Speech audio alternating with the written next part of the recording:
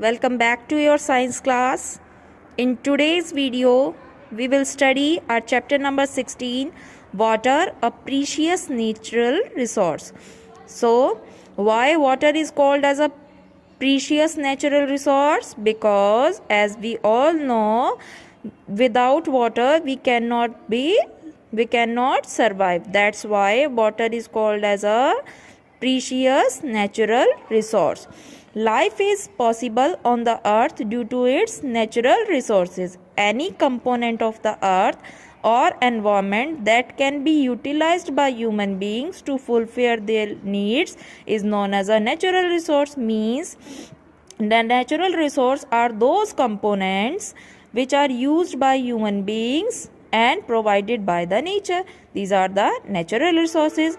Natural resources are also called earth resources because the natural resources are consumed from the earth as they are obtained from various parts of the earth's land, water and atmosphere. Now we have availability of water in nature. Availability means how much water is available for the basic purpose. When we look at the picture of the earth taken from space, most of its parts appears blue because the 71% of the earth's surface is covered by water. Do you know why? This is because about 71% of the earth's surface is covered with water. Therefore, our earth is also called a watery planet because out of 100, 71% of the earth's surface is covered with water. That's why it appears to be blue and it is also known as watery planet.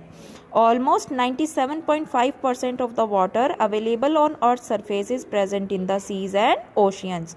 Means there is a large quantity of water available in the seas and oceans. This water is salty. It cannot be consumed directly because it contains so much salty ions and therefore is unfit for human consumption because we cannot drink salty water. Of the remaining 2.5% fresh water, a major portion, approximately 1.7%, is found in frozen form as ice caps on the top of the mountains and in glaciers. Only approximately 0.8% of total water on earth is fresh water. Means the quantity of fresh water is very less, about 0.8% available as river water, lake water and groundwater and can be consumed by human beings. This is fit for human beings. So we can say that the actual amount of water available for human use is negligible because negligible means about to zero because only 0.8% of total water is fit for human beings to consume for the various processes of their life. In figure number 16.2, you can clearly see only 0.8% water is fit for human consumption. Now we have forms of water. We know that water exists in three physical states, that is solid, liquid and gases under different conditions. These states of water can be interconverted by heating or cooling. Means when we have to convert ice into liquid, what will we do? We will heat it. At any time, water can be found in all the three forms on the earth.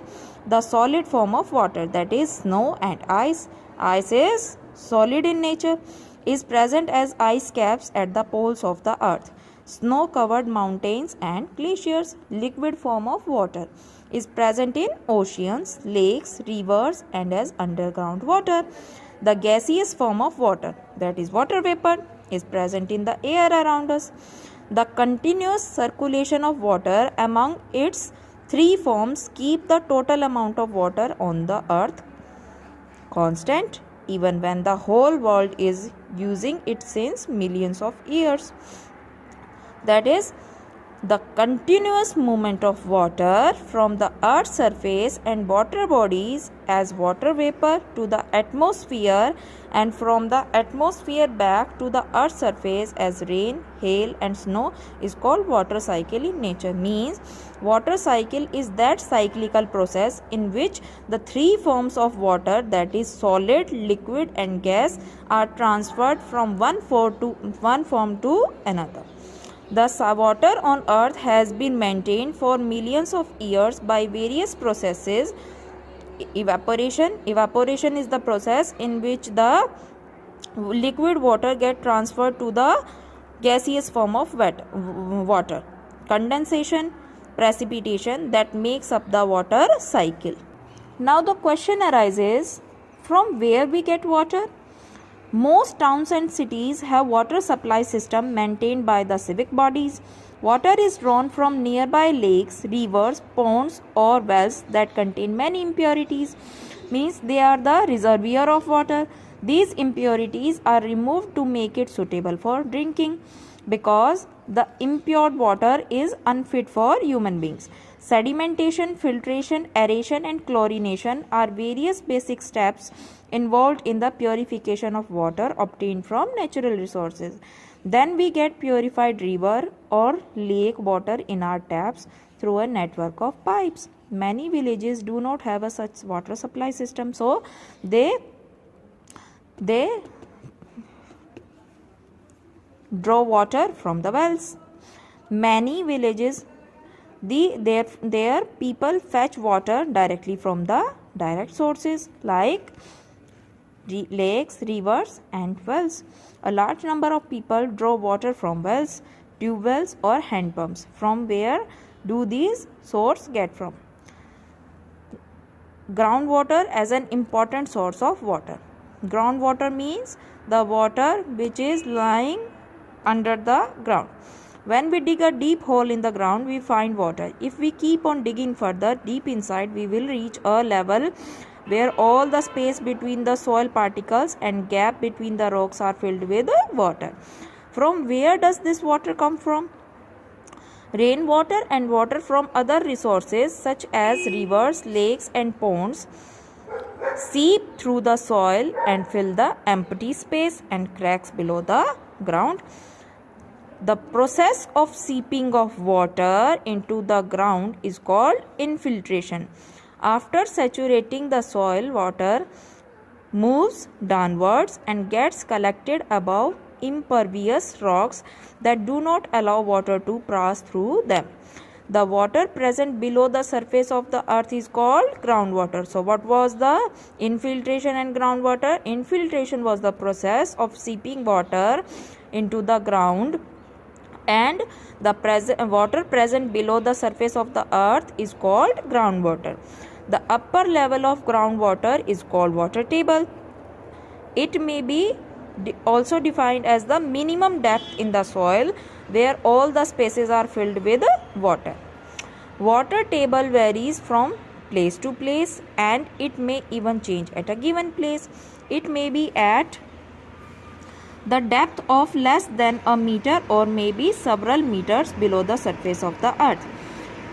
Water table falls during summers and rises during rainy seasons, because in rainy seasons the atmospheric water will be reside into the pits or other reservoirs. If excessive amount of groundwater is withdrawn from domestic, irrigational and industrial use, then the water table falls, because the consumption of water has increased now. The gradual and continuous lowering of water table is known as groundwater depletion. Depletion means the decrease of something. It is also known as the depletion of water table. Groundwater gets filtered by several layers of sands and rocks when passed through the soil. Thus, it is almost free from suspended impurities but contain dissolved salts. The collection of groundwater inside the earth between the layers of hard rocks below the water table is called aquifer. In figure number 16.3, you will be able to see the aquifer, groundwater, water table, non-porous rocks, manually operated hand pumps. Traditionally, groundwater has been utilized by digging wells deep till it reaches the water table. This is the water table. Manually operated hand pumps or power operated tube wells are also pumped to pump out the groundwater. Means the uptake of water can be held by power operated tube wells. This groundwater is used for domestic, agricultural and industrial purposes. It provides moisture to the soil that helps in the proper growth of plants. Means for irrigation we use water. So this was all for this video. We will continue our topics in the next video.